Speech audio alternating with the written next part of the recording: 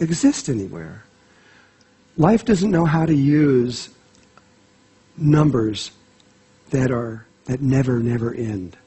It knows how to use whole numbers like 1 and 2 and 3 and 4 and 5. It knows how to use those, but it doesn't know how to use this other one. And so life figured out this amazing thing, which Fibonacci, this man, discovered a long time ago. And that is that if you look at this series of numbers, Fibonacci is a series. It begins out with 0, and then it goes to 1, then 1 again, then 2, then 3, then 5, then 8, then 13, then 21, then 34, then 55, then 89, and 144. It goes on.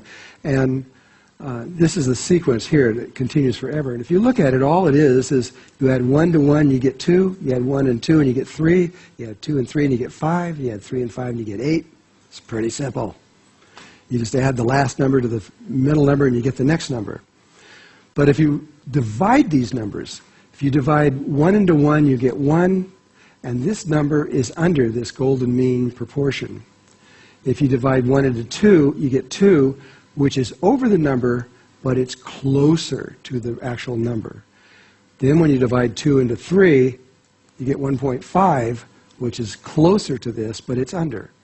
And then when you divide 3 into 5, you get 1.666667, which is over. And if you watch this, it goes under, then over, then under, then over, then under, and over. And the number keeps getting closer and closer and closer to the golden mean. By the time you get 34 into 55, 1.6176 is getting very close. Now if I could see the nautilus shell image. This is a nautilus shell. It's been cut in half. And what's happening here, these chambers at first are kind of broken and very strange, because this is 1, then 2, then 3, then 5, then 8, then 13, 21, 34, 55, 89. These are unfolding. And it says as they get higher, they get closer and closer and closer and closer to this perfect golden mean. You can see it taking place right before your eyes in this shell. And this is what life does in order to get around the fact that it can't use these complex numbers, but it can use single-digit numbers only, like 1 and 2 and 3. And life uses this not only in your bodies, not in everything, and everything alive on Earth. I don't care what it is. I don't care where it came from. Even if it was from another world, this is what it uses to unfold this. Okay, remember what we're talking about here is why does the ancient world and the modern world need each other in order to survive what the Mayan people are talking about. This plant actually can finally come to the place where I can explain this. This is called a sneezeworth plant. It's a strange plant, but it actually grows according to the Fibonacci sequence. When it comes out of the ground, it grows 1 leaf, then 1 more, then it grows 2 leaves, then 5, then 8 leaves, and then 13 flowers. The Fibonacci sequence is obvious. My question to you is, how does this plant know when it's sitting at 5 to grow 8 leaves next? Why not 10 or 12 or some other number? How does it know that? The way it knows that is because the plant looks back at its past, which is 3, and it knows that when it adds its past to its present, it knows where the future is. It knows exactly that the number is 8. And this is the situation that humanity is in right now.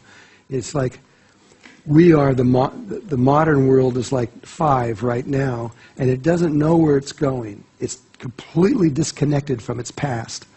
And when it reconnects with its past, which is what's about to happen on Earth, when it does reconnect with its past, it then remembers the ancient world. And when it adds the ancient world to the modern world, it knows exactly where it's supposed to go.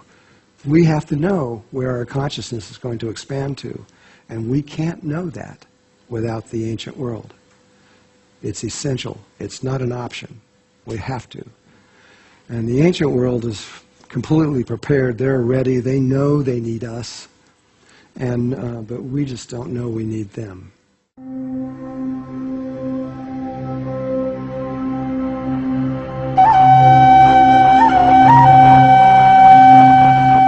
The Mayan people have held a knowledge about time, eternal time, and especially the date of December 21st, 2012, that has become a mystery, that our modern hearts have longed for more understanding of our own existence.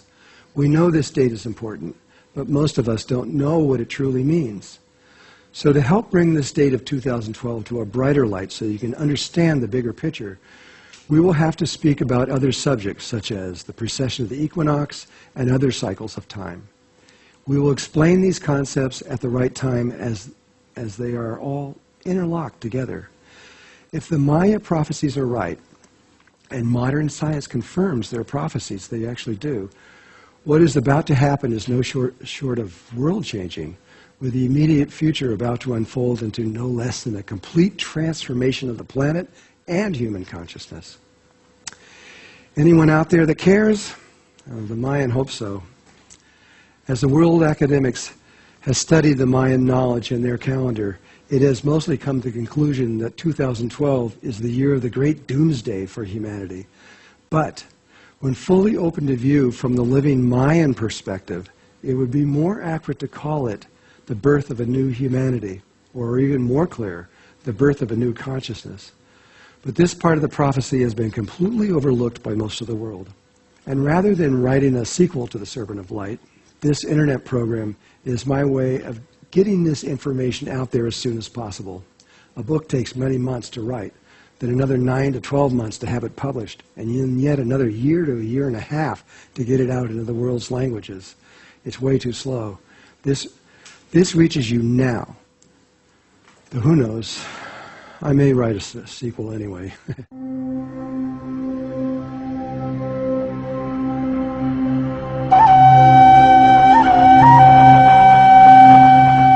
Now, in this chapter, we will begin by stating again that the Mayan calendar is the most accurate calendar on Earth. This extreme accuracy has astonished scientists around the world, and partly because of this accuracy, hundreds of millions of people are looking to the Mayan elders to explain this date of 2012 that the world considers to be part of the Mayan prophecy. And further, what we have heard around the world is that on this date of December 21st, 2012, there will be world cataclysms and the world will end.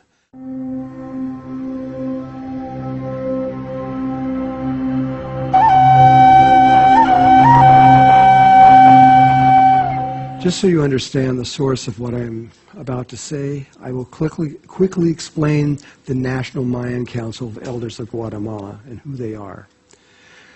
There are 440 tribes living in Mexico, Belize, Honduras, and Guatemala, and each of these tribes has one elected elder for that tribe. These 440 elders make up the Mayan Council of Elders centered in Guatemala. Then this council elects one member of the council to preside over the whole council and the Mayan nation, and this is Don Alejandro Cirilo. He is a 13th generation Mayan shaman. Don Alejandro knows more about the Mayan people and culture than probably anyone on Earth. To be clear, there are other Mayan councils, such as the Grand Itza Mayan Council that I talked about before, associated with Hunzvatsman, also a Mayan priest and shaman, but living in Mexico and in the lowlands. This council is another primary council, but represents mostly the Mexican Maya. I have worked with and performed ceremony with this council also for many years, which I talked about before, and the work that they do is also very important for the world. And then there are smaller councils that are located all around in Belize and Honduras and other places that are mostly regional and